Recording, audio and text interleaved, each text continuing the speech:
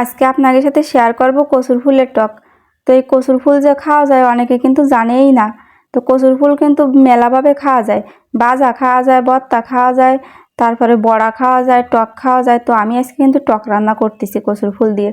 তো কচুর ফুলগুলো প্রথমে আমি কাটে নেব। কচুর ফুলগুলো কিন্তু আমি কাটার আগে আমি একবার ধুয়ে নিছি ভালোরে। আর এনে যে আমি কাটিয়ে দিয়ে আসছি, একটা ছুরি দিয়ে আস্তে আস্তে এই যে ঘুরাই ঘুরাই কাটলাম। তো এই যে ভিতরে যে অংশটা এটা কিন্তু ফেলা দিতে হবে, তা নাহলে কিন্তু গাল চুলকাবে না।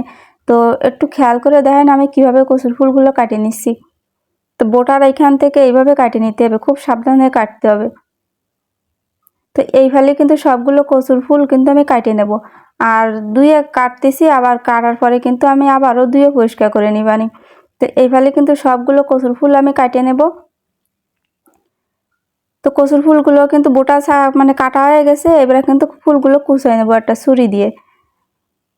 তো আমি ছুরি দিয়ে কুচিয়ে নিচ্ছি। তো কুচানোর পরে কিন্তু আবারও ধুয়ে নেব।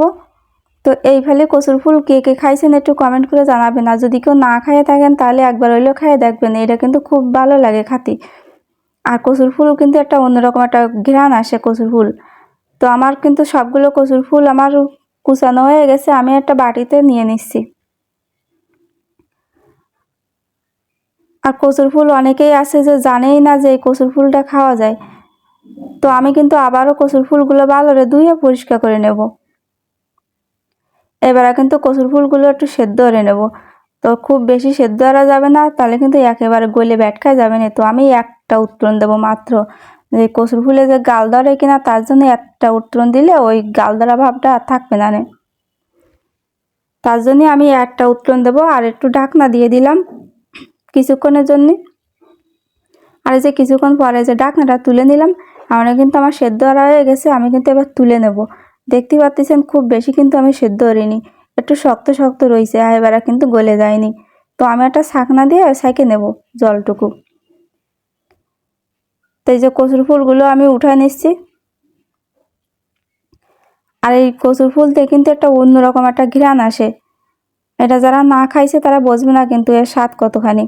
তো যারা খাননি তারা একবার হইলেও খাইয়ে দেখবেন। এবার আমি কড়াইতে তেল দিয়ে দিছি, আর তেলটা গরম হয়ে গেলে এই জায়গায় দুটো শূন্য জাল দিয়ে দিছি। আর শূন্য জাল দুটো ভাজা হয়ে গেলে দিয়ে দিছি শস্য। আর শস্যটাও ফুটে যাতে ছড়ায় না যায় তার জন্য একটা ঢাকনা দিয়ে ঢেকে দিলাম। আর শস্য ছটমটো করে ফুটে গেলে তারপরে ওই সেদ্ধ করে রাখা কচুর ফুলগুলো দিয়ে দিলাম।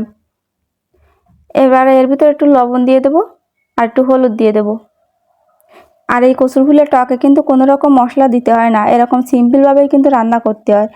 আর আমি একটু ভালো একটু বাইজে নেবো, যেটুকুনি মানে শক্ত শক্ত আছে একটু যাতে নরম হয়ে যায়।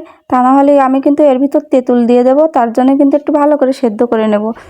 আর তেঁতুল দেওয়ার পরে কিন্তু সেদ্ধ হতে চায় না। তো কচুর ফুলগুলো ভালো করে গলে গেছে, এবার কিন্তু আমি তেঁতুলের কাঠটুকু দিয়ে দিলাম। আর তেঁতুল একটু বেশি পরিমাণে দিতে হবে। আর তেঁতুল দিয়ে দিছি, তার জন্য আমি কিন্তু সামান্য পরিমাণে একটু চিনি দিয়ে দেবো, তা নাহলে কিন্তু টেস্ট লাগবে না। আর টক জিনিসের ভিতরে একটু চিনি দিলে কিন্তু খাতে কিন্তু একটু ভালো লাগে, তার জন্য কিন্তু আমি একটু চিনি দিয়ে দিলাম। এবার একটা ঢাকনা দিয়ে ঢেকে দিলাম কিছুক্ষণের জন্য। আর এই যে কিছুক্ষণ রান্না করার পরে এই যে ঢাকনাটা তুলে নিলাম।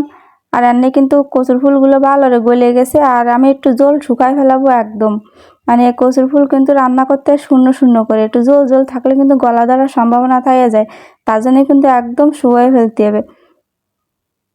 তো এখন দেখতে পাচ্ছেন আমি রান্না করে এবার জল শুকায় ফেলেছি। আর এই রান্নাতে যে কি ফাইন একটা ঘ্রাণ বেরোচ্ছে। এই যে রান্না হয়ে গেছে, আমি কিন্তু কচুর ফুলের টক আমি নামায় নিচ্ছি ছোট্ট একটা প্লেটে। তো এই ফালি কে কে খাইছেন একটু কমেন্ট করে জানায়েন। আর যদি কেউ না খেয়ে থাকেন তাহলে একবার হলেও খেয়ে দেখবেন।